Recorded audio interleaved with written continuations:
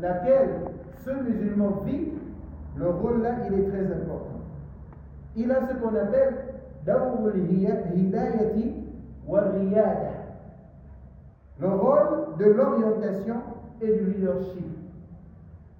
Le musulman a comme rôle d'orienter, l'orientation. Dawr al-hidayah. Maintenant, al-hidayah, il faudrait qu'on apporte une explication là-dessus. Parce que coraniquement, dans le Coran, je viens à peine de dire que notre source de révélation, c'est quoi? C'est le Coran. Donc, al-hidayah, le musulman a ce rôle-là. Quelqu'un va dire non, la hidayah ne peut pas figurer parmi les rôles du musulman. Parce que la hidayah, c'est quelque chose qui appartient à Allah. Parce qu'Allah dit innaka la tahdi man ahbabta walakin Allah yahdi man yasha. C'est vrai. Allah subhanahu wa ta'ala, dans ce verset, il s'adresse au prophète Muhammad sallallahu alayhi wa sallam en lui disant innaka la tahdi. Certes, ya Rasulallah, tu ne peux pas guider man ahbabta, celui que tu veux. Walakin Allah yahdi man yasha. C'est Allah qui guide celui qu'il veut. Si c'était le cas, le grand-père du prophète Muhammad sallallahu alayhi wa sallam, Abdul Muttalib, aurait accepté la religion de l'islam.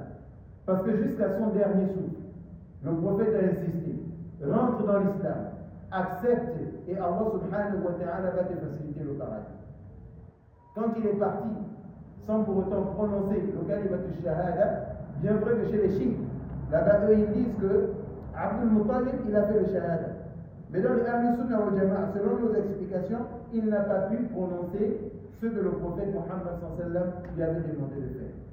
Et au regard de tous ces événements, Allah dit au prophète innaka la tahdi man ahbabta walakin Allah yahdi man yasha. Tu ne peux pas guider celui que tu veux, mais c'est Allah subhanahu wa ta'ala qui guide qui il veut. Mais si on parle ici que le musulman a aussi pour rôle la guidance, l'orientation, ici ça ne s'explique pas par ce qu'on appelle la guidance. Ça s'explique par l'orientation. J'ai bien dit ça à l'instant. Que le rôle du musulman, c'est l'orientation, orienter les gens vers ce que Allah subhanahu wa ta'ala aime. L'orientation et le leadership. Quand tu orientes, tu dois être le leader. C'est ça le rôle du musulman. Donc ça nous amène à comprendre quoi? Que dans notre société, lorsqu'on nous invite, on doit anticiper. La chose à regarder, c'est quoi? C'est l'objectif. On ne regarde pas la personne qui nous a invités. On regarde la chose pour laquelle nous sommes invités. La journée citoyenne consiste à quoi? Le nettoyage de notre capitale, le nettoyage de notre commune, islamiquement. Oui, Allah aime la propriété. En tant que musulman, notre rôle, c'est de participer et d'orienter aussi les gens, inciter les gens à manifester d'efforts pour pouvoir faire régner cette propriété. Donc ici, le premier rôle, c'est quoi? Dawru al-hidayah, l'orientation. L'orientation. Donc al-hidayah coraniquement. Si il s'agit de l'orientation, nous rentrons dedans. On peut orienter. Mais si on traduit le hidayah par la guidance, c'est ce qui appartient à Allah. La distinction entre le hidayah coraniquement et hidayah, orientation, nous sommes dedans. Parce que chacun, avec son niveau, à son niveau, peut orienter les gens vers ce qui est meilleur. Mais quant à la guidance, ça c'est entre les mains d'Allah subhanahu wa ta'ala. La preuve de cela, c'est dans la sourate Shura, Allah dit au prophète wa innaka la tahdi ila siratin mustaqim. Alors tu guides dans la bonne voie. Tu guides dans la bonne voie. Donc très chers frères en foi de l'islam, il y a un verset coranique qui nous explique de manière spécifique le rôle du musulman dans une société. Et quand on parle de la société, on ne fait pas de distinction. La société laïque ou la société musulmane.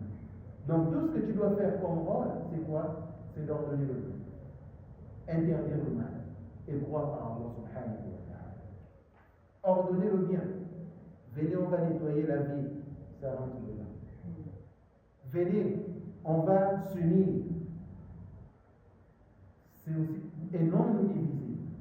Ça rentre aussi dans ordonner le bien. Venez, on va aller soutenir le chef de l'État pour aller lui présenter sa bienvenue ça rentre aussi dans ordonner le bien. Ça rentre dans ordonner le bien. Parce que quel qu'en soit ce qu'on peut dire, le pouvoir qu'il bénéficie aujourd'hui, c'est un pouvoir que Allah lui a donné. Allah, dans ce pays-là, il y a des musulmans. Allah pouvait donner ça à un musulman. Mais il a donné ça au général. C'est Allah qui lui a donné ce pouvoir. Alors, nous sommes des humains. Et on doit se respecter dans l'humanité, dans l'humanisme. Un jour, le prophète Mohammed sallallahu alayhi wa sallam était assis à côté de la Kaaba avec Abu Bakr et Omar. Il y a un mort qui passait devant lui, un défunt qui passait. Quand ils sont arrivés devant le prophète s'est levé. C'est un hadith authentique. Il s'est levé. Tu vas t'élever pour lui. C'est pas un musulman. Pourquoi tu vas t'élever pour lui? Le prophète a dit, est-ce que n'est-il pas un humain? Le prophète a dit, n'est-il pas un humain? Donc quand le prophète s'est levé, ce n'est pas dans le contexte religieux. C'est dans le contexte humanitaire. C'est un humain. Il s'est levé, il n'a pas fait le doigt. Mais il s'est levé.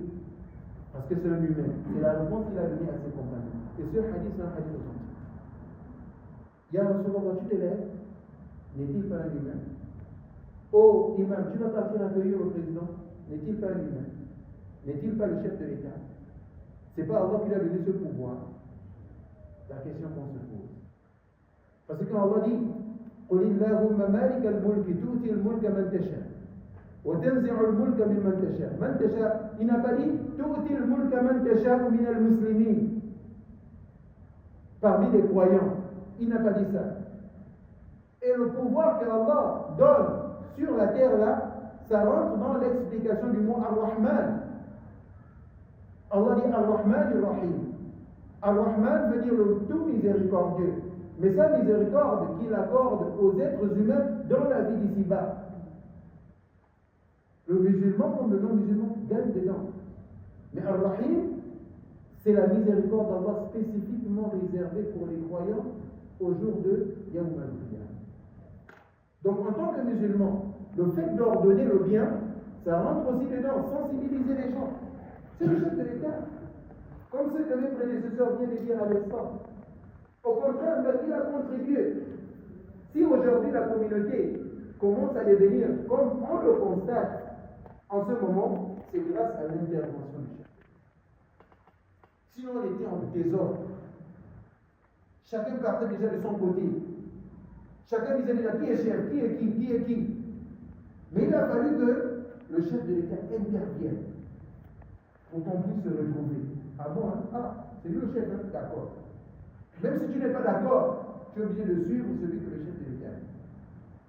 Parce que c'est la décision qu'il a eu à prendre. Et c'est Allah qui donne le pouvoir à qui il veut. Donc ici, en tant que musulman, très cher frère enfant de l'Islam, il y a un verset qui explique de manière spécifique le rôle des musulmans. Et ce verset dépose que kuntum khayra umma ukhrijat linnas. Vous êtes la meilleure des communautés en tant que musulman. Tu es le meilleur parce que tu es musulman. Tu es le meilleur parce que tu es musulman. Tu es la meilleure parce que tu es musulmane. C'est ce qu'Allah dit. Mais qu'est-ce qui fait de toi un meilleur? Il y a 3 qualificatifs. Tu ordonnes le bien, tu interdis le mal et tu crois en Allah. Ordonner le bien, c'est inviter les gens à répondre vers tout ce qui va arranger la société. Allah a dit que je veux faire descendre Adam sur la terre. Mais les anges ont dit, tu vas faire descendre quelqu'un qui va venir